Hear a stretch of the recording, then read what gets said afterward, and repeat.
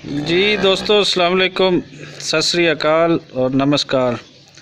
दोस्तों, मैं इस टाइम शहजाद जोइया साहब के डेरे हाँ और ये डेरा है मैकलोडगंज के नाल बस्ती अक्काणी है और ये पैंदा डिस्ट्रिक्ट बहावलनगर दे विच।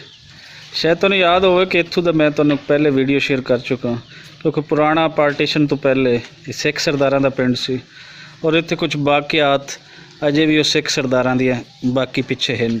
वो दीवार दे निशान यदी को वीडियो में पहले कुछ 6 महीने पहले इत्थे मैं आया तुहाडे नाल मैं शेयर कर चुका और अज मेरा दोबारा इत्थे आना होया तो मैनूं इत्थों दे मंजर और मज्जां गावां ये इंतहाई सोहणियां लग रही सी तो मैं सोचा कि क्यों ना दोबारा इहदी वीडियो बनाई जाए। सो इस टाइम असीं खड़े हाँ जी इस डेरे दे विच और तुसीं मज्जां गावां देख ही रहे हो। शहजाद जोइया साहब आ जाओ सर। यह है जी शहजाद जोइया साहब की एंट्री। तो की हाल है जोइया साहब, ठीक हो? तो जिस तरह पहले कोई तुहाडे नाल असीं गलबात कीती सी इस तरीके नाल अज भी असीं करांगे और खास कर अज मैनूं तुसीं जिस तरह दस रहे हो कि तुहाडी गां सूई है तो गां वेखण नूं बड़ी सोहणी है। तो जरा जे गां दे नेड़े हो जाओ तो गां भी खा भी दईए। वट्टू साहब ये फ्रेजियन नस्ल बजदी है जी। अच्छा हाँ जी, फ्रेजियन नस्ल। हाँ जी, फ्रेजियन नस्ल। अच्छा, ये अपनी देसी गां ही सी जी, उहदे विच ना अच्छा बी रखवाया सी 10,000 रुपए का। ठीक है। तो 3 साल पहले की गल है, ਇਹਦੀ उम्र हुण 3 साल है जी। अच्छा, ऐद दी उम्र 3 साल है। देखो माशाल्लाह अली। तो इनू कितने दिन हो गए सूई नूं? कितने दिन हो गए? इनू हो गए ना जी 10-15 दिन हो गए, 10 दिन।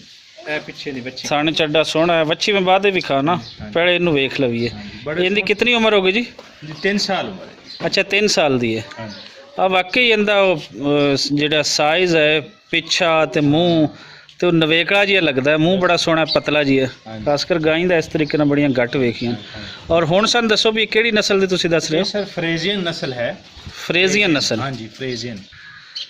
तो ये फ्रेजियन नस्ल जिहड़ी है ये किते कोई मखसूस एरिया च पाई जाती है या कि इत्थे कोई इनदा बी बू रखाया? ਇਹਦਾ ਬੀ ਰਖਵਾਇਆ ਸੀ ਸਾਡੇ ਕੋਲ ਤਾਂ ਦੇਸੀ ਗਾਂ ਹੀ ਸੀ ਆਮ। अच्छा, ਤੇ ਉਹਦੇ ਚ ਬੀ ਰਖਵਾਇਆ ਸੀ ਤੇ ਉਹ ਜੀ ਇਹ ਹੋਈ ਹੈ ਹੁਣ ਇਹਦੇ ਵਿੱਚੋਂ ਜਿਹੜਾ ਮਤਲਬ ਹੈ ਜਿਹੜੀ ਹੋਇਆ ਗਾਂ ਕੱਟੀ ਹੋਈ ਹੈ ਉਹ ਫਿਰ ओरिजिनल है फ्रेजियन। ਉਹ ਇਸ ਨਾਲੋਂ ਵੀ ਅੱਛੀ ਹੈ ਵੱਛੀ ਜਿਹੜੀ ਹੋਈ ਹੈ। ਇਹ ਵੱਛੀ ਜਿਹੜੀ ਇਹ ਮੈਂ ਬਲਕਿ ਦਿਖਾ ਹੀ ਲਵਾਂ ਫਿਰ ਬਾਕੀ ਫਿਰ ਪੁੱਛਦੇ ਹਾਂ ਤੁਹਾਡੇ ਤੋਂ। ਇਹ ਹੈ ਜੀ ਵੱਛੀ। ਇਹ ਕਿੰਨੇ ਦਿਨਾਂ ਦੀ ਹੋ ਗਈ ਜੈਸਰ? ਇਹ ਜੀ 8-10 ਦਿਨ ਦੀ ਹੋ ਗਈ। 8-10 ਦਿਨ ਦੀ। ਬੜੀ ਖੂਬਸੂਰਤ ਹੈ ਜੀ ਵੱਛੀ। ਹਾਂਜੀ, ਇਹਦਾ ਵੀ ਵੇਖੋ ਨਾ ਉਵੇਂ ਬੱਟੂ ਸਾਹਿਬ ਇਹ ਹੁਣ ਪਿਓਰ ਐਂ ਉਵੇਂ ਆ ਰਹੀ ਸਿੱਧੀ। ਇਹਨੂੰ ਹੁਣ ਅਸੀਂ ਕਹਿ ਸਕਨੇ ਆ ਕਿ ਇਹ ਜਿਹੜੀ ਹੈ ਇਹ ਪਿਓਰ ਫਰੇਜ਼ੀਅਨ ਨਸਲ ਦੀ ਬਣ ਗਈ। Pure sir.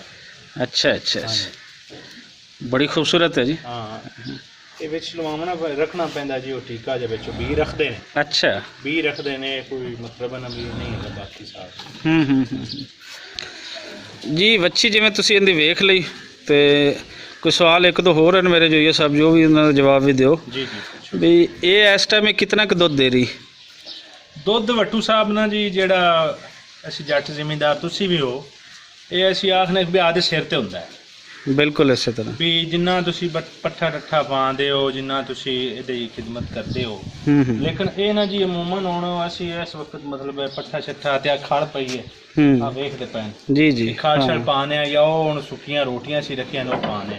अच्छा, तकरीबन सर ना 15 तो 16 किलो जिहड़ा है ना एक डंग दा देंदी। भी 2 डंग असीं चोने हैं, ਤੁਸੀਂ 2 ਡਾਂਗੇ ਇਸ ਨੂੰ ਚੋ ਰਹੇ ਹੋ? ਚੋਨੇ ਆ ਤੇ 30 ਸ਼ੇਰੇ ਦਾ ਦੁੱਧ ਹੈ। ਔਰ ਇਹਦਾ ਦੁੱਧ ਸਰ ਨਾ ਗਾਵਾਂ ਦਾ ਦੁੱਧ ਅਮੂਮਨ ਤੁਸੀਂ ਦੁਨੀਆਂ ਦਾ ਜਿਹੜੀ ਆਪਾਂ ਉਹ ਬੜਾ ਪਤਲਾ ਜਿਹਾ ਹੁੰਦਾ ਨਾ, ਮਹਿਸੂਸ ਹੋ ਜਾਂਦਾ ਹੈ। ਹਾਂ ਹਾਂ, ਇਹਦਾ ਦੁੱਧ ਐਵੇਂ ਮਹਿਸੂਸ ਹੁੰਦਾ ਜਨਾਬ ਜਿਵੇਂ ਮੱਝ ਦੀ ਤਰ੍ਹਾਂ। ਮੱਝ ਦੀ ਤਰ੍ਹਾਂ ਹਾਂ, ਮੱਝ ਦਾ ਦੁੱਧ ਗਾੜਾ ਉਸ ਠੀਕ ਹੈ। ਹਾਂ, ਔਰ ਬੜਾ ਲਜ਼ੀਜ਼। ਤੇ ਇਹਦਾ ਦੁੱਧ ਜਿਹੜੀ ਗਾਂ ਹੈ ਖਾਸ ਕਰ ਇਹ ਨਸਲ, ਇਹਦਾ ਦੁੱਧ ਮਿਠਾਸ ਵੀ ਮੱਝ ਦੀ ਤਰ੍ਹਾਂ ਹੈ ਜਾਂ? ਬੜਾ ਬਿਹਤਰੀਨ ਦੁੱਧ ਹੈਗਾ ਸਰ। ਉਹ ਮਿਠਾਸ ਵਗੈਰਾ ਤੋਂ ਪੱਠਿਆਂ ਤੇ ਹੁੰਦਾ ਹੈ ਨਾ ਜੀ। ਹਾਂ, ਉਹ ਮਿਸਾਲ ਤੌਰ ਤੇ ਹੁਣ ਅੱਗੇ ਜਿਵੇਂ ਮਾਲ ਚਰਦੇ ਆ ਬਾਹਰ ਤੇ ਬੂਟੀਆਂ ਛੂਟੀਆਂ ਖਾਂਦੇ ਆ। ਬਿਲਕੁਲ ਹਾਂ, तो मिठा दुध हुंदा सी, ਉਹ तो पट्ठे गट्ठे ते किस तरह ਦਾ ਤੁਸੀਂ ਪਾਉਂਦੇ ਹੋ ਉਸ ਤਰ੍ਹਾਂ ਦੇ ਫਿਰ ਜ਼ਾਇਕਾ ਵਿੱਚ ਆਉਂਦਾ ਹੈ।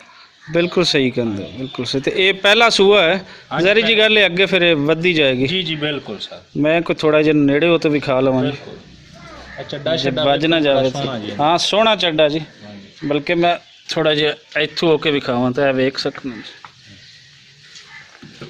जानवर जिमीदारां दा शौक है जी।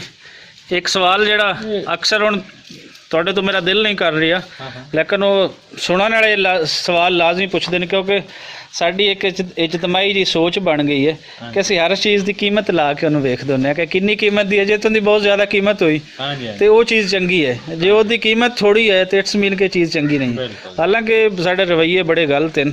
ਚੰਗੀ ਚੀਜ਼ ਪੈਸਿਆਂ ਦੇ ਨਾਲ ਨਹੀਂ ਹੁੰਦੀ, ਬਿਲਕੁਲ ਹੈਗਾ। ਉਹ ਨਸਲਨ ਹੁੰਦੀ ਹੈ, ਉਹਦਾ ਸੁਣਾਪ ਹੁੰਦਾ ਹੈ ਜੋ ਇਸ ਦੇ ਸਾਨੂੰ ਨਜ਼ਰ ਆ ਰਹੀ ਹੈ। ਲੇਕਿਨ ਆਮ ਅਗਰ ਅਸੀਂ ਲਵੀਏ ਇੱਕ ਅੰਦਾਜ਼ਨ ਤੇ ਕਿਆ ਕੋਈ 4-5 ਲੱਖ ਦੀ ਹੈ? ਹਾਂਜੀ ਇੰਨੇ ਦੀ ਹੈ, ਇੰਨੇ ਦੀ ਹੈ। 3.5-4 ਲੱਖ ਦੀ ਹੈ।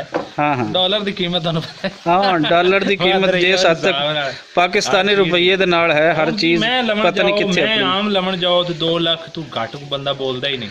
ਹਾਂ, ਮੱਝ ਤੁਹਾਨੂੰ ਨਾਰਮਲ ਜੀ ਜਿਹੜੀ ਹੈ ਉਹ 1.5-2 ਲੱਖ ਦੀ। ਬੱਕਰੀਆਂ ਉਹ ਮੈਂ ਅਗਲੇ ਦਿਨ ਮਦਰਸੇ ਮੰਡੀ ਚ ਲੈ ਤੇ ਆਇਆ ਬੱਕਰੀ ਦੇਸਣ। ਹਾਂ ਹਾਂ, ਬੱਕਰੀ ਮੈਨੂੰ 35,000 ਦੀ ਲੱਭੀ। ਇਸੇ ਤਰ੍ਹਾਂ ਹੀ ਜਿਹੜਾ ਤੁਸੀਂ ਕੋਈ ਚੰਗੀ ਸ਼ੈ ਚੰਗੇ ਸ਼ੌਕ ਨਾਲ ਪਾਲਦੇ ਹੋ ਤੇ ਉਹਦਾ ਫਿਰ ਪੈਸੇ ਵੀ ਉਵੇਂ ਹੁੰਦੇ ਨਾ ਜੀ। ਦੁੱਧ ਮੁੜ ਬੜਾ ਇੱਥੇ ਤਾਂ ਹੁਣ ਸਾਨੂੰ ਅਸੀਂ ਅਸਲ ਵਿੱਚ।